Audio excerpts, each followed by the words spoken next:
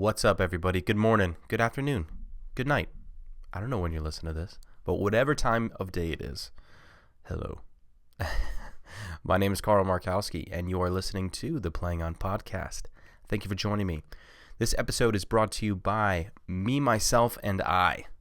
I'm bringing you this episode.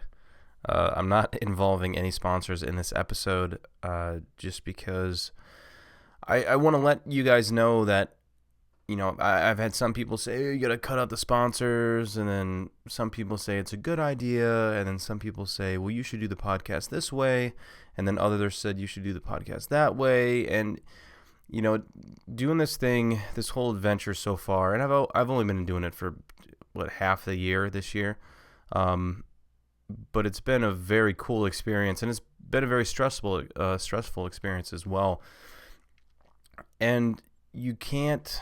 It sucks. You can't please everybody. You know, I do my best to put out paintball content, to keep sponsors happy, to keep, even on both ends, it's tough. Pro paintball, you're living by all these guidelines, and there's never really any contractual agreements anywhere. I mean, there might be on bigger pro teams, because they're getting paid, but the average professional paintball player, there's no contractual agreements. It's all, verbal, he said, she said, and you're always under the microscope on everything. And even this in particular, I think I've been doing a fairly decent job. I've been trying to get you guys out some great content, and at the same time, I'm trying to support myself, and that's why I have sponsors in the beginning of the podcast. I'm not gonna lie to you. They help me out, and it's advertising, and it's help. It's all community stuff, man. Paintball is based on community. Like we're there together, whether we know each other or not. We're all on the same playing field, literally and figuratively. But we all have something in common, and we all like to help each other. And that's what this comes down to. And I really hope everybody understands and that this is what it is. And I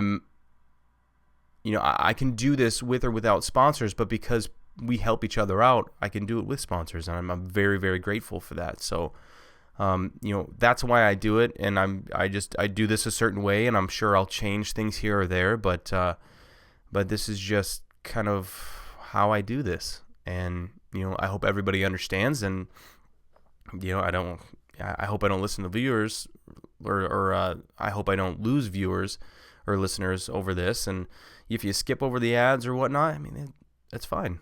You're the listener. You're in control. But, that this is how I'm trying to format the show and how I can bring you guys this content. So, I appreciate all of you listening. I appreciate all the sponsors, and I appreciate everybody that has approached me. So I don't want you to think that your voice hasn't gone unheard, because it hasn't. I take in as much, advice and, just everything as possible, and I can only do so much. So that's me rambling in the beginning. But this podcast is just my buddy Marc and I. We're just kind of sitting down talking about Atlantic City, pros and cons of the event, a little bit of the gameplay, and then we talk about 10-man a little bit and just paintball in general. I kind of like doing these with him just because him and I, we can talk paintball for a while. We can sit down for an hour and talk paintball after an event or something. I think I'm going to kind of make that a normal, regular thing, is sit down with him afterwards, after an event, and talk about how the event went, how his side of the event went, because he's divisional, how my side of the event went, because I'm a professional player. So, because I'm a professional player, I need some more tea, man. Oh, we have fun with it, and it's content. It's maybe stuff that you guys have conversations with amongst yourselves, or with other players or whatever, but we like to do it on here. So all right, enough of my rambling. This is this podcast with Marc and I. Hope you guys enjoy.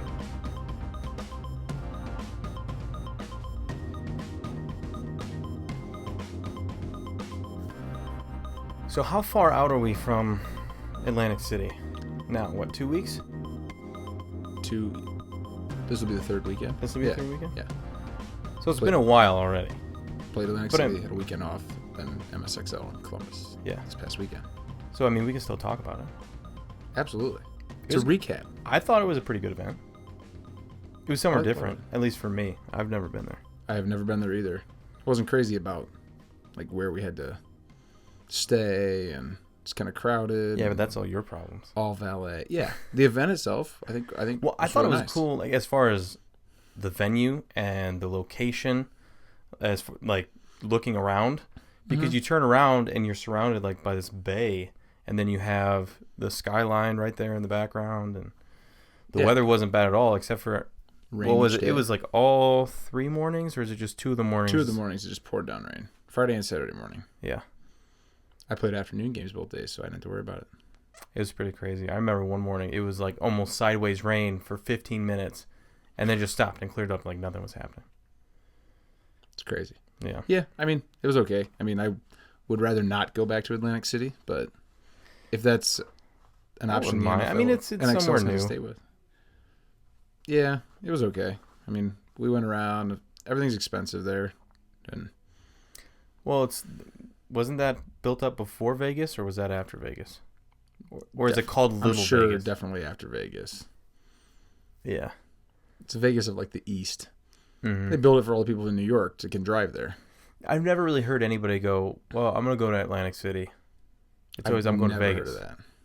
My dad's been there one time, and that was because they took him out there for business dinner when they were in meetings in Philadelphia. Really? Yeah. They drove out there for the evening and went to dinner at Morton's. And we had I would say a decent event. I feel like we definitely underperformed and kind of dropped the ball a few times. Ooh. What do you got there? It's a Diet Pepsi.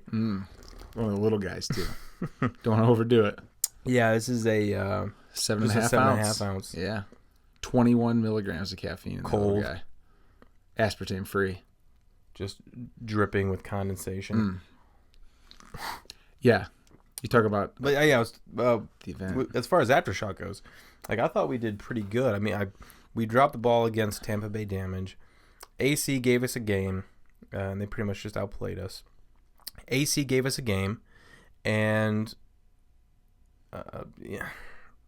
Let's see who else we played. Did you play the Outlaws? Played Outlaws. Yeah. Had a pretty good game against them, and then we played Uprising for like the 100th time this year, and lost to them in overtime. So we had 2 overtime games, which could have, if it would have went the other way, we would have been 3-1 and playing on Sunday. Well, AC Dallas went 3-1, and they ended up not playing on Sunday. And didn't make it. Yeah. It's the way it shakes out with a cross bracket game and everything else. I guess that's how it works. Is there a solution to that? Is there a solution to where you? I mean, 3-1. If you talk to a team and they go 3-1, you're expecting to play on Sunday. I mean, dropping one game and not playing on Sunday, that just. I think if you eliminate the cross bracket game, then there's no way to go 3-1 in your bracket and not be the top seed. I don't think. So why do? I guess how does it turn out where you have to play one team out of bracket? Why not just do a bracket of 4 teams? I'm not sure why they do that. You know what I mean? Yeah, they do. They do brackets of 4, but then you play one out of bracket game every event. But why? I don't know. I don't know why they only do it in the pro. It's not that they don't do it in the divisional. Is it because of the draw? Yeah, it's something to do with that draw. I'm not 100% how it works. But even if I don't think I've watched one, but even with the draw, I feel like that you draw your first tier, right? No. First tier is placing. First, second, third, fourth. Yeah. Right. And then you draw placing after that. And then you should just play those 4 teams in your bracket. You should. Well, that's why they do 14 brackets. So you need a 4th game, and that's your out of bracket game. And they take the top 2 from each bracket, moves on, right? So quarterfinals. Well, so wait, why does it have to be a 4th game when you're gonna have 1, 2, 3? You don't have 3 Well, then games. you can't play yourself, I guess. Yeah. So you have to have an out of bracket game. I don't know how they determine how you play that or who you play, but do you know the solution to somehow. that? You add 4 more pro teams, and then you play 4 games. You don't have to play an out of bracket game. No. And the top 2 move on. And then 20 teams. Someone's got to get a bye. 20 teams sounds better than 16 teams, right? Need higher payouts. 20 top pro teams. Come converge on Atlantic City. Not New the Jersey. 16 pro teams. I don't know. Maybe. It's got a little better ring. I see where you're going with it. You see where I'm going You with got potential with this. Try to sell it. Yeah. I mean, would that not eliminate that whole debacle of Then I don't dealing think with something it like that? couldn't happen then. I mean, I don't think there's any way a team could go 4-0 and you could go 3-1. You'd still be the 2nd seed in the bracket. You'd move on for sure. Do you think adding 4 teams to a pro bracket would be? I mean, making it 20 teams. Do you think that would be? Are there 4 more teams that are ready to be there, play at that level? Or does the scheduling can it handle how many more? What would that be? 4 more games then added to a day? Yeah. I think. I don't know. I'm not doing the math. At least.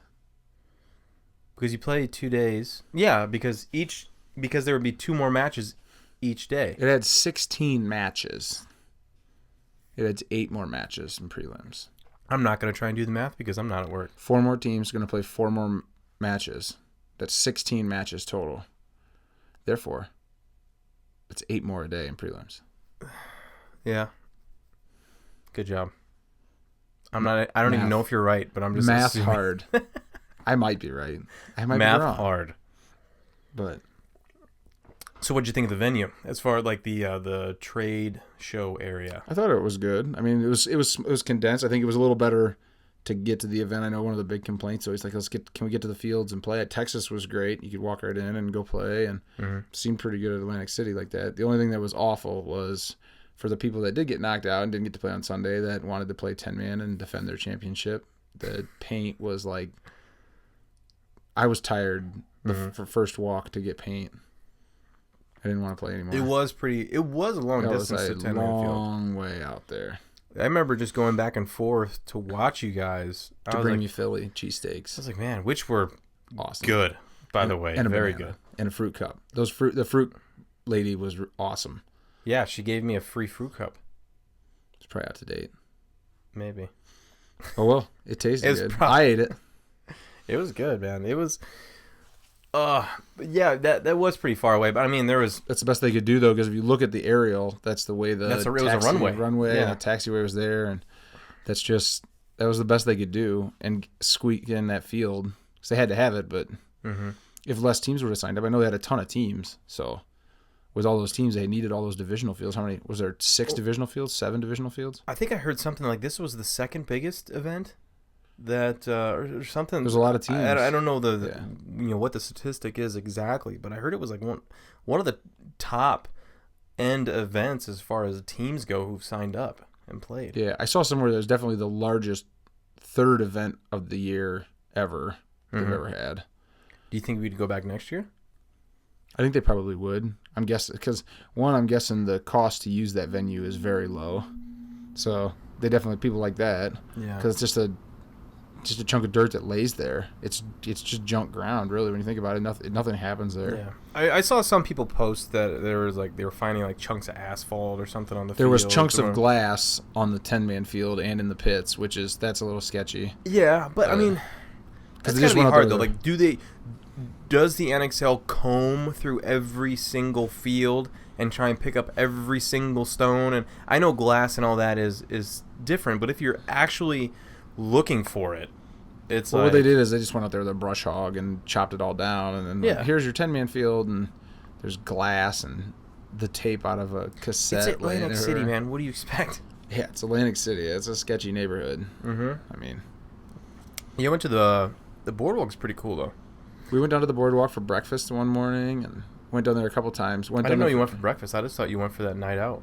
Went for Dunkin' Donuts because my hotel was right there. We only like 3 blocks from it. Oh shit! And then we'd walk down there. We went down there for Dunkin' Donuts one morning, which was good. It was like the cheapest breakfast I had because the $15 breakfast in the hotel was awful. And we walked down there the next morning, but then we went and ate down there 2 different nights.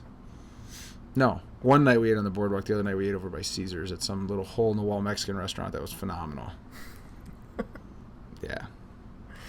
Then went to Caesars. Was that the same night where you were like... That was the start of that night. You were just... Yeah. Whee!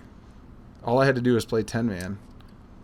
It was cool, though. That boardwalk, I've never been to it. I've seen a bunch of pictures and whatnot. And it was really cool. I would have loved to see it in the daytime. Would have seen it in the daytime. At night, it's so crazy, though. I forget who I was talking to this about. But it's just so black. Like, when you're on the boardwalk and you look towards the ocean. Yeah. And it's so pitch black. And then you realize that... Where you're looking from there... That ocean is filled with... If you go east from there, I'm not a geography major, but if you go east from there, the next thing you hit is probably like Spain. There's no islands. There's nothing. No. That's just water. For I think Joe Rogan said monster soup way is what it. Yeah, that's why it looks dark because there's no lights for a long, long way to the east. It was just I kind of just stood there and took it all in. Like Jesus, dude, that's no joke. Like I don't mind being on the water. I don't mind going in the water. I don't mind being on the water. But dude, the ocean is huge, and I don't know how I would do. Like, I've never been in the middle of the ocean, so I'm just kind of saying this. Where you couldn't see land in any direction. Yeah, like as far as the lake goes, that's a little different, right? You can go out in the lake, you can kind of still see, around you some kind of. You can get to the point in Lake Erie where you can. If you go out off of Cleveland, where we walleye fish, you can't. You're far enough out? Far enough from both shores that you can't see the shoreline. But still, I mean, there's the lake itself in any of those areas. If I drive south, I know it's only 14 miles. Right. Like most of the time, you're going to see land in the lake, right? But I couldn't imagine being in the middle of the ocean and not seeing anything. You're just in a boat. Yeah, and now imagine it. You're doing it today on a let's say you're on a huge 800-foot freighter, right, with top state-of-the-art navigation and everything. Could you imagine being Christopher Columbus with nothing? No. That's why he ended up here and thought he was in India. Do you think it was him who discovered? Probably not. The Americas? Maybe the first European. But then who knows? Because he didn't even know where he was. He didn't have a clue. I don't know. I wasn't there. I was, it was a little before me, but was it 1492? Columbus sailed the ocean blue. Not true. I was just trying to rhyme. But see, he doesn't even know where he was. So, dude, what's it say? How precise were the instruments back then, though? You think that there looks like the North Star? Let's keep going left. What was that crazy compass-looking thing that they used to use? I don't know exactly you know what I'm talking about, though, yeah, right? I know exactly what you're talking about. There's people probably like, it's this, you big dummy. You big dummy. You big dummy. If you know the answer to that, you shouldn't be listening to this podcast. Where were we? We were talking about Atlantic City. Atlantic City. We were on the boardwalk. Yeah, the boardwalk, looking out over the ocean. But it was very cool. Yeah. I had a great time, especially. I mean, Saturday night, we definitely didn't play X-ball even close to our capability, obviously, and so we weren't playing Sunday. I was just playing 10-man, so we went out and had a good time. Did you go back and watch the Russian Legion game against Tampa Bay Damage? That was the finals game? Mm-hmm. Yeah, I watched it. That was good. Dude, the Russian, they work, man. They work. Yeah, they practice a lot, and I mean, anybody that plays on the top level is going to practice a lot. They practice more than we do. I mean, we get 4 days on the layout. Yeah. The 2 weekends before. Those teams get a lot more than 4 days. It was cool, though, because I was Saturday, after our Saturday games, and we knew that we were knocked out or whatever, I had the opportunity to go up and commentate on the webcast. Yeah. And I was able to see the game in a different light that I never really seen before, elevated, above the field. But I watched a game. Excuse me. I commentated I think 2 or 3 games or something like that. But it was a Houston Heat. It was a Houston Heat Russians game, I think. And when I was watching that, I was like, man, they're just on point. They're just on point. I felt like Heat could have done a few things differently, but Brinnikov he was doing everything right. I think he was playing the right position. I knew where he was coming from too, because I was playing the exact position he was playing. He was playing that little Dorito by the snake, and then he would dump into the snake, and then just go to work. And I was like, I was telling everybody, I was like, man, I'm telling you, that is what you need to do to win the tournament. I feel like that's what he did. I mean, I didn't watch all of the finals match, but at least the prelim games that I saw from them, he was doing that consistently, and they were consistently being alive on the Dorito side. Which is important. Yeah, which is important. So and that's the thing, right? There's usually a strong side on the field, and then the other side needs to be consistently alive, right? Because you can't just keep trying to turn the field the whole time. It's not going to work. Play ring around the rosy with them, around the center of the field. Yeah, exactly. And eventually, whatever side it is that's strong, and if you keep getting shot on the one side, you're going to stand up and realize, like, what the hell, man? You got to stay alive. Yeah. What was the 3? What was that thing you heard? It was a 3. It was live, talk, shoot. Who said that? In that order. Was it I don't know. A team down at the MSXL? It was at MSXL. I heard somebody say that. And it's perfect when you think about it. If you think about your priorities, first thing you do is let's get to your bunker and live. Then talk. Let people know what you saw. Yeah. And then shoot your gun. I think too many people shoot, talk, and live as a third priority, and then get shot out of their bunker. Right. And I mean, we've all been shot out of our bunker. Like, that's you'll never avoid that completely. It's going to happen. Guy gets a drop on you. You think you can gunfight with somebody, you get shot. Like, right. That's what's going to happen. Well, and I think everything's kind of based off of that generalization, right? But you can kind of you can kind of take it a few different ways. As in, you can do one before the other, I feel. Yeah, you can do them simultaneously. Like, talk and shoot, live and talk. There's a lot of things you can do. So, what do you think, as far as... let's talk about the MSXL a little bit. Okay. Do you see more tournaments coming down to level up? More than MSXL? I mean, I really don't know the other leagues I don't know what else around here there really is that would run anything on a scale like that. I mean, I know Joe, the Lone Wolf, they run that series with the Northern Extreme Paintball League, and I know he ran them all between him and Lone Wolf and Crew last year, and now they added Blast Camp, which is over by Chicago somewhere in Indiana. I'm not 100% sure where. Somewhere like northwestern Indiana, I believe. Yeah. And, I mean, that's something that he could try to branch an event down to level up possibly. I saw a post today that the MSXL said, we had shared Dave's picture and said, hey, thanks for, the great event, and look forward to next year already. And that's awesome. So I think Dave Pando did an excellent job with when Mother Nature throws you the curveball and gives you 6 inches of rain the night before. What do you do? That's tough though, because that's not paintball. On him. That's paintball. That's like flying to Atlantic City. We were mad that we sat in the airport for 7 extra hours, but that was nobody's fault. Right. The weather is the weather.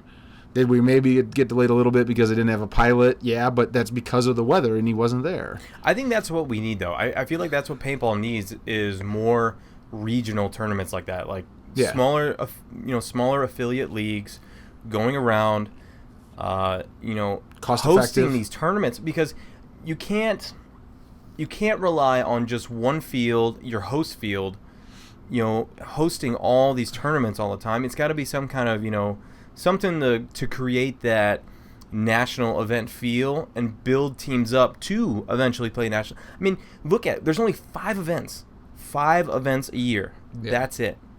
And I gotta fly to 4 of them. That's crazy to me. I feel like there should be an event, at least in the season. I feel like there should be at least 7, 8 events in a year. But then, it's tough expensive. It's expensive. 1, 2. That's gonna kind of put a bind, at least on the U.S. teams going overseas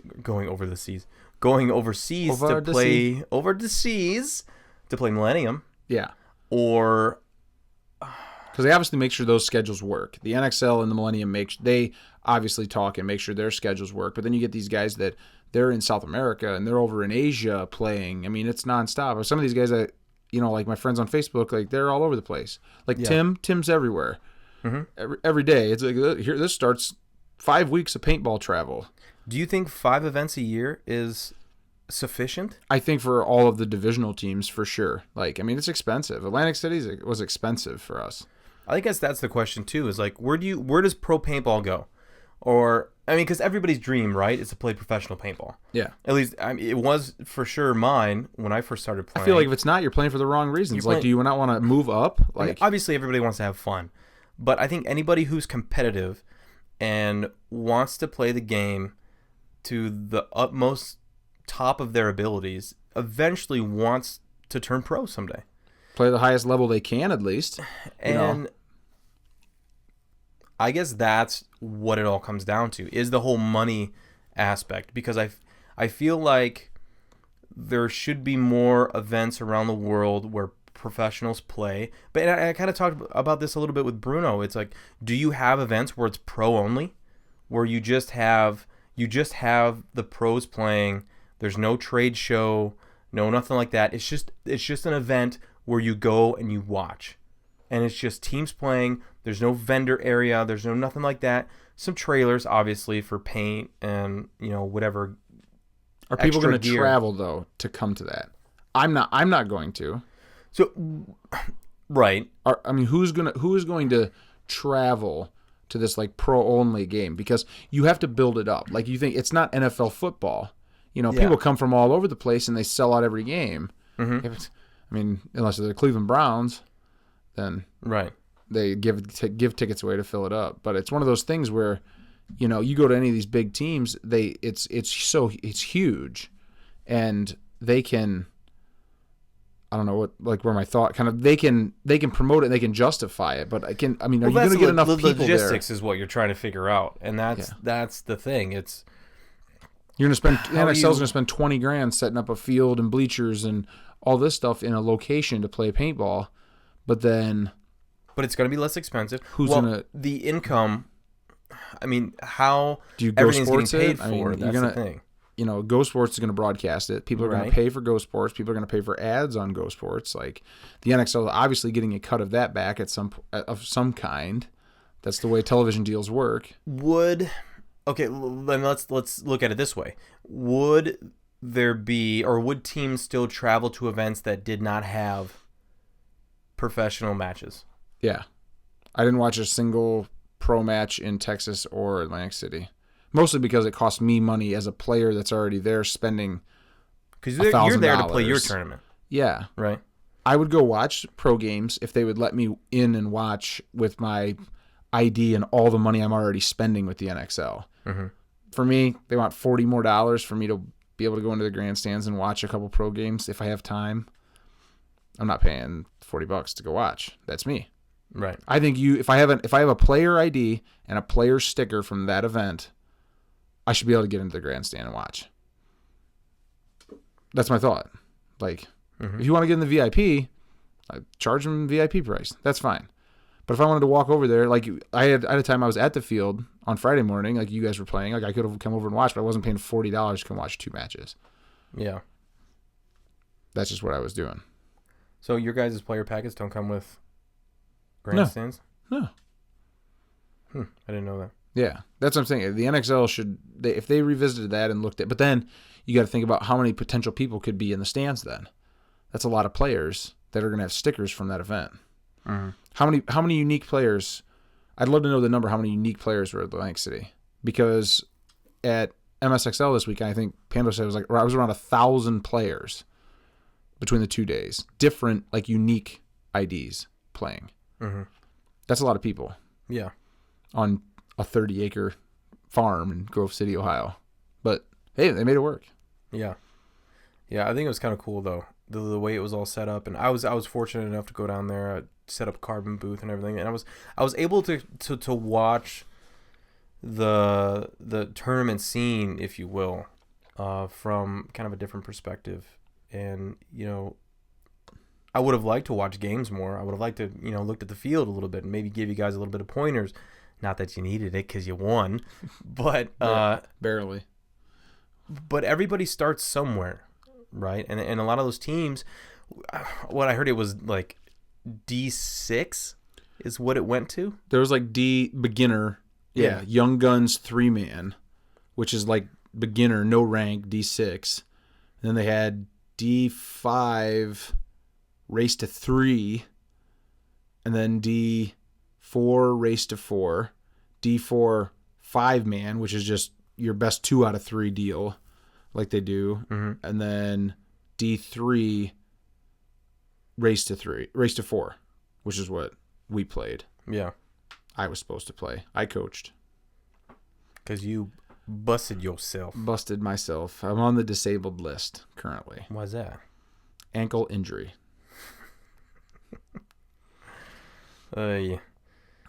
Yeah, because you played volleyball. Yeah, big tree, fall hard. You jumped too high. The higher you jump, the faster you get going back toward the earth. You hit the earth harder. And yeah, my ankle didn't like what happened. So, I mean, how did you just land goofy? I landed in a where your toes kind of pointed up, but when you landed, you rolled it? It's an edge where they till the sand courts. And it was on sand. Yeah. And there's an edge where underneath the officiating stand where it doesn't get tilled, and it kind of caught that untilled versus tilled edge, and down went Frazier. Yeah, down went Frazier's right. Frazier. Yeah, hard. Do you think this podcast would still work if I had like a speech impediment? Like a lisp? Like a lisp. Like, okay, serious question. Shoot. Or like what about an accent? Like an accent. I'm sure with an accent it would work just fine. Do I think if you get where were we? We're getting way too off friend track. From Russia. We're getting too off track. Let's go back. MSXL. Let's go back to the MSXL Mid South X Ball League. First event I believe was down in Mid-South? Mid-South. So how north do you go? Here. For sure. That's pretty north, right? So I believe it was any more north and you're in Michigan, and then any more north than that and you're in Canada. I believe they did an event in Georgia, then Nashville, then St. Louis. I think the last one's in St. Louis. It's like right on this side of the river. It's actually like in Illinois, but how far is that? It's like 6 hours, right? I think it's like 8 from here. Ooh. Yeah, but still, when you think about it, that's a thinking about going. That's a drivable drive. Like for me, I hate driving. You know, I hate driving. I know, I hate driving too. Like I could deal with it. Like I probably would fly. That's just me. But you know, they run the events, and the thing is, they are more affordable. You play an entire NXL event in one day. We played 7 matches on Sunday. That's a lot of paintball. That's a lot of paintball. I feel like I saw maybe 5 points of yours. Were they the end 5? Because the morning 4 matches were not pretty. Well, I didn't get there until like 10:30. We definitely struggled in the morning. Went 2-2 and just barely made it in. But when I had all the guys together, and I told them, I said, guys, we honestly, the way we played this morning, we don't even deserve to be moving on. But we're getting lucky. We're moving on. We're going to switch this up, and it's it's go time. Pretend it's a new tournament now, but it's win or go home. So at this point, and they all stepped up, and we kind of found something that was working for us, and found a line that was killing it, and we just kept spinning them. And what do you think about coaching? It can be stressful. What? Did you enjoy it? I think I did enjoy it. I don't think it was. You think you did? I don't think it was too bad. The hard thing about coaching is the players have to respect the coach and the coach's decision, and it can't be why we should do this. We should do this. If the coach calls a line, that line plays. If a coach calls a play, that play goes. Like, you can't. Well, it helps you're a lot taller. Every single person. You can't have. Well, I don't want to do that. I don't want to do this. We should do that. We should do that. If everyone's got an opinion, that's fine, but not during the game. Not when you have 2 minutes to get back on the field and play the next point. It just doesn't work that way. So, I mean, it wasn't bad. We kind of got it dialed in at the end, and we were honestly pretty much running the same play. They couldn't stop us. We were just blowing them off the field pretty much. It felt. So we were getting good kills on the break. We kept shooting the same lanes, kept basically running the same play, which I'm so against. I like being dynamic, even when you're up. And because they don't know what they're gonna, like. We played a team, and our scouting report told me that I looked down at my book, and I'm like, yeah, they don't do the same thing ever. So that was our issue against Uprising when we played them on Sunday, is that we were back and forth with them, but every time that we just played straight up, like, they would beat us. And they came back. I think we were actually ahead of them like 3-1, maybe even 4-1. I think we were 4-1 on them. And then we just started, for some reason, I don't know if we were playing complacent or what, but we just started playing them heads up and just getting beat. And I think that is why why Bruno and all of us had, a small say in the last play in overtime. But I think that's why we decided to go the unconventional route of sending LJ up to that, that 50, that little 50 wing next to the X. That's why we decided to have me shoot off the break and go from snake side to D2. It was doable, but we were trying to think of something to kind of throw them off their, off their didn't wheels. Know what was going on. They go, oh. But we didn't shoot any of them off the break. They all made their primaries. And I think 2 of us got shot, I think, off the break or something. And then they just started coming down the field. But it's kind of one of those things where you don't want to be repetitive. So we didn't want to be repetitive at that time because they were beating us heads up. So we decided to try and change it up. But sometimes it just doesn't work. It doesn't work, but sometimes it does. And sometimes it does. So you lose it, and it's all your fault. You win it, and you did a great job. Yeah. That's a tough position, though. It's just like, even like we were just talking about coaching. If you were to make a call that everybody thought was kind of gutsy, let's say high risk, if it works, you're coach of the year. If it doesn't work, it's all your fault because you made that decision. Yeah. It's such a tough position to be in. I mean, I can understand why Bruno goes crazy and why Todd goes crazy and why there's also so many variables in paintball and what could happen and what could go wrong or what calls should be called or what calls shouldn't be called. When you're standing on the sideline and you see it all and you can't... And it's easy to do from that, too. React from the sideline until the point's over, and then you go ask the ref for clarification, and their answer is something totally obscure. I mean, this is what I dealt with in the prelims. Their answer is like obscure and goes completely against what the rules are. And we've talked about this before. I don't know if I talked to you about this, but we talked about this before where the refs have been on the field since 8 a.m., and this is their second to last game. And not saying that anything's taken away from them or to ease up on them because they've been. I mean, it's their job. They know what they're getting into, but at the same time, it's like there's a ton of things that go into it. Well, like I was told by Little Bird. I don't know how true it was, but they were told at the MSXL to be more lenient and not too many flags that were getting thrown in the last event and this and that. And then I'm watching. Like, I watched this guy get 3 lives, and I'm, like, flipping out after this point's over.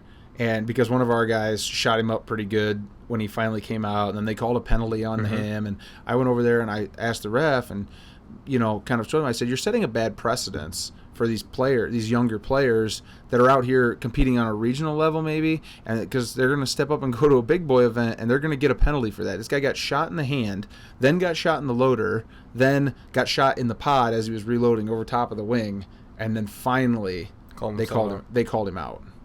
And I was like, I was told that by the head ref on our field that the player was allowed to finish his run, and he ran through like at the W, traded, and then ran up to the bunker, the next bunker up the Dakota, the Tall Maya, and then stopped in it and was like asking for a check. And I was like, no, you don't get to do that. Mm-hmm.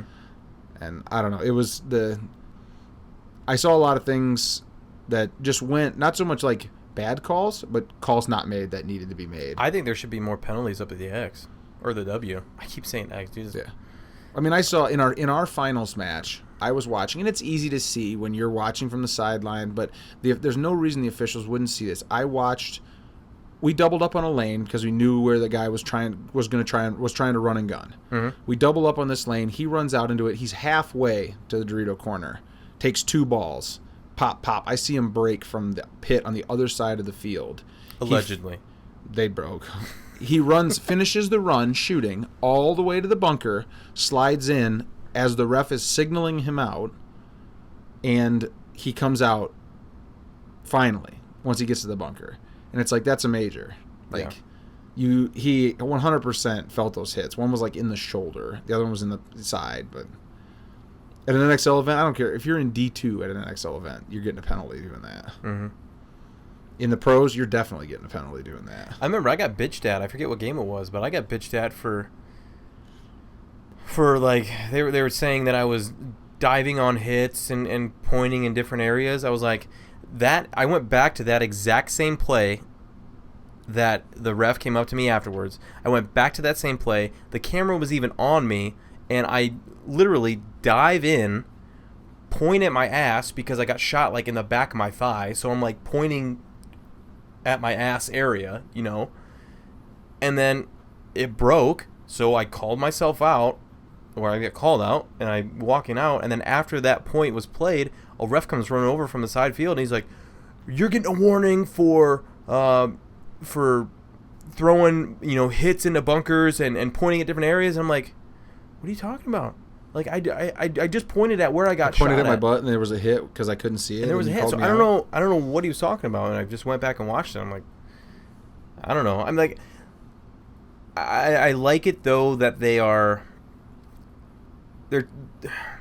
trying to be stern, right? They're trying to make the right calls, trying to be stern on making sure no one's cheating or anything like that. But like, don't accuse me of cheating when I didn't. Yeah.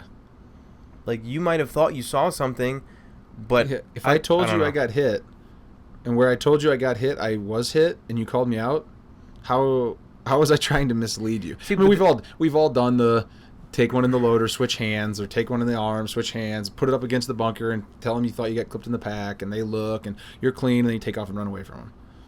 But at the same time, if it's your job as a ref and you are reffing, and I as a player feel like I got hit and I do something like that, I feel like it's the ref's job to find the hit. Right? Yeah. It's like I could point to my face even though I got shot in the ankle, and you know, he can come check my face, but if he doesn't look around me and doesn't find a hit, then that's not my problem. Does that make sense? The danger of it is if you do have a hit on your pack and you do the point to your face and then you keep playing and then, there's a hit on your pack. Well, there's obviously like the reasons why you should not do that. You got to be able to get rid of it if you're going to try it. I'm trying to justify I'm not going to do your job for you. Yeah. Right? And unless they're going to start pulling penalties on, what is it called in hockey when a player dives? What's it called? Embellishment. Would that be embellishment? Yeah.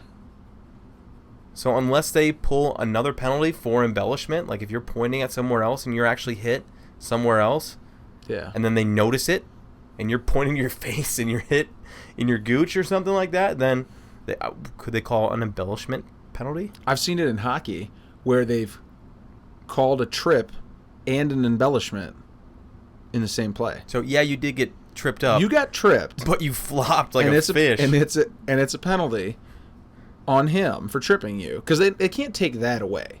The trip is the trip, but they call it and it's so horrible. Like if you watch sports like basketball and soccer are the two worst sports.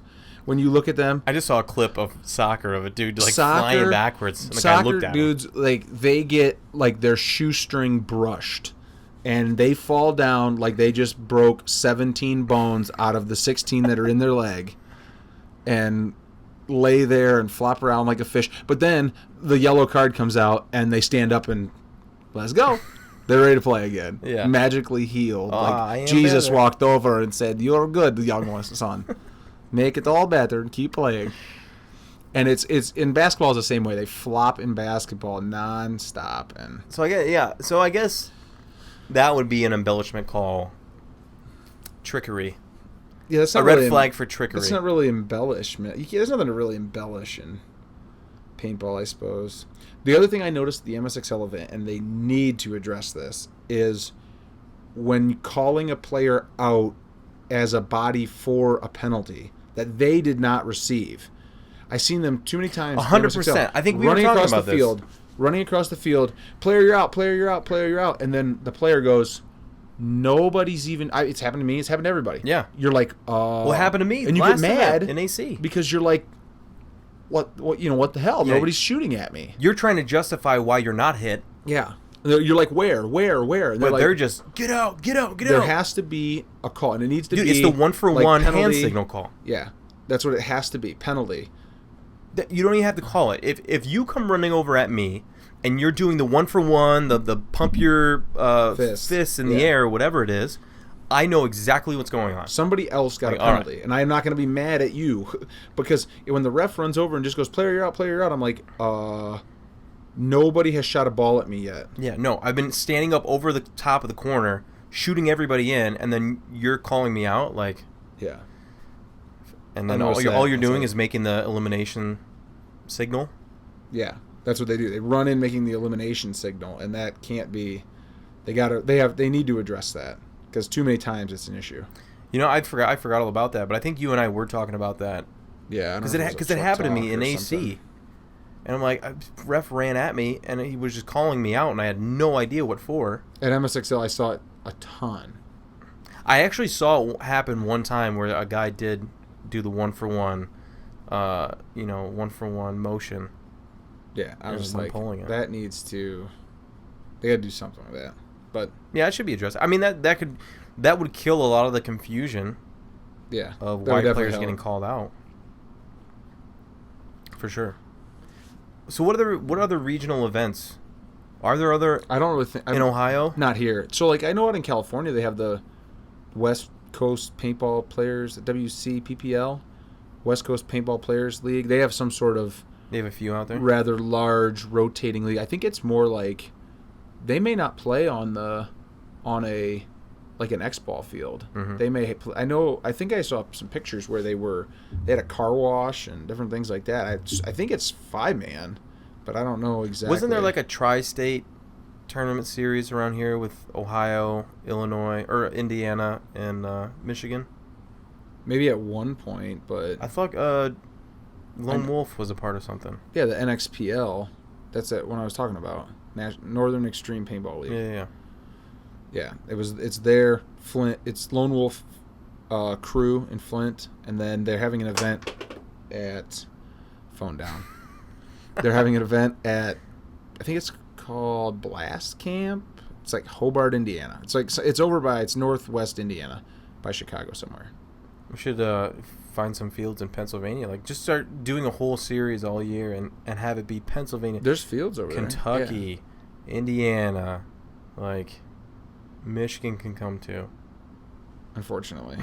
But yeah, the MSXL was excellent. Dave did a good job running it. The event went well. They had three fields set up. I know Asylum brought the one. They had a brand new field up there. Yeah. And another that yellow field over in the back. But Dave's turf field worked well, and I think it went well. You know, it was Saturday. It was packed. There was tons of teams there, but you had 18 teams playing D4 race to 4. So yeah, I know that Dave down at Level Up, he is trying to make that an essential area to have and host an NXL event. And it'd be awesome. That would be very cool. That'd be very cool. I mean, Columbus is I'm biased, but I would much rather go to Columbus than Atlantic City, and I don't know why anybody wouldn't want to. Well, and then you'll have the guys over on the East Coast say, well, it wasn't that bad, and it's right in my backyard, kind of a thing. And, but I mean, it's the same thing and you go anywhere. I mean, a lot of people drove to Atlantic City from here. You can drive the other way. I wonder where that cutoff point is. Like when there's a national event, I wonder where that cutoff point of like, that's a little far to drive. I don't think I'm going. You think 7 hours? 6 hours? For me, it's time, not cost. Like, I don't care if I got to buy a $500 ticket to go to Atlantic City and get a rental car. Mm-hmm. I don't have the time to drive there and back. Like, think about it. As far as getting off work. Thursday, if we would have left right after work and drove there, we would have been there before our flight got there. That was a traveling nightmare. But coming back, would you have wanted to leave Atlantic City at 4 o'clock and get back here at 2 in the morning? 3 in the morning? What if you rented a car, drove it out there, and then flew back home? You can do it, but then, I mean, you bought a one-way rental and a one-way airplane ticket. You spent as much as just buying a round-trip rental and a round-trip airline. I know. I'm just trying to... But then you have the hassle of somebody dropping you off at the airport or paying for parking at the airport. Okay, let's say time is not a factor. If time is not a factor... Well, then I'd van life it and just drive there. You'd van life it? Yeah, van life. Mike Kerr. Hashtag Mike Kerr. Hashtag van life. There was somebody with a van that made their van life was sweet. It was like probably mid-70s Winnebago, and they were just chilling at Level Up on Sunday. Nice. I gotta get down there. Made me think of Mike. I gotta get down there again, play some paintball. But yeah, the MSXL, we stepped it up in the finals and ended up taking the championship, getting that sweet katana. Which is cool. It's like a cool... I mean, I like getting something that I can take home, but we got one cool katana for Dave to hang up there since he takes care of Cleveland Imperial well and lets us play out of there and hooks us up nice. So we let him hang it up there at the shop. Yeah, buddy. I don't know what else we would do with a katana. Go hack some trees with it or watermelons or something. Somebody'd probably get hurt if it was in the hands of Cleveland Imperial. So I'm looking forward to the Chicago event. I am too. 3.5 hours away. Yeah. 3 hours and 40 minutes. That's not bad. That's driving distance. That is driving distance. I like it. I can take all the stuff I need to take paint cooler, drink cooler, cart, take it all, throw it in a trailer, and take everything. Carbon's going to have we're going to have a booth there. That'd be nice. Very nice. All this stuff very nice. Very nice. I cannot wait to see the Carbon booth. Yeah, it's so much more convenient when you can drive to an event. For sure. Because you can bring everything. I mean, and honestly, the 3.5 hours it's gonna suck. It's not gonna be terrible. We would probably spend that amount of time driving to the airport, waiting at the airport, flying to I would wherever, never fly to... And then... Because then you go to the closest airport, you're going to fly to Midway, and then have to drive an hour from Midway back to the event, because the event is almost in Indiana. Like, that Gaelic Park is like Orchard Park, Tinley Park area. It's like south... central eastern Chicago. Mm-hmm. Pretty much. So I mean, it's not far away. I'm looking forward to it. Hopefully we see something interesting in the layout. I like the offset wall. It was unique. For us in Atlantic City, we will be better prepared. That's all I can. We will prepare better and we'll play better. We couldn't get it together in Atlantic City, and it had nothing to do with the layout. I mean, we had some issues, but that's right. You learn. That's what happens. We're gonna be coming back, and gonna be more prepared and put in the work. Yeah, just grind it out. You get an extra. Like for us, we get layout days like that. It's only on the weekends, but with Labor Day falling, we actually get a fifth day on the layout if people want to. If they want to play on Monday, Labor Day Monday, which especially if I'm in Columbus, I'm down to do that. Yeah. So, well, that noise, little one crying, means you got to wrap it up. it's time for food. Time for food. He's hungry. I'm hungry too. I got to go to fire anyway. Yeah.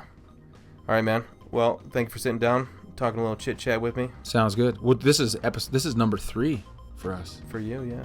Yeah. And me. So the combination of us both. Combination. It's like a duet. I figure it's a good little like catch up on the event, see what the divisional. I think people is like it, and see what the kind of see where we're at after the event. So, all right, man. Well, I'll see you tomorrow. Sounds good. See ya. Bye. Bye. It's always a great conversation with Mark. You know, he always has something to say. I always have something to say, and it's always pretty enlightening. So, as far as what he says, what I say, probably not so enlightening. But no, it's always fun, and you know, I can't wait to do more with him. I can't wait to talk about some wins in the future. Maybe after Chicago and after World Cup, he can tell me about all of his divisional wins, and I can tell him about winning Chicago and World Cup. So that would be great. If you guys are looking for me on social media, I am under C. Mark Kizzle on Instagram, and there is also the Playing On Podcast on Instagram, and then on Facebook, look for the Playing On Podcast or myself, Carl Microwave Markowski. And if you guys have any questions, concerns, comments, go ahead and throw them out there, and I will respond as quickly and as soon as possible. So again, thank you guys for joining me.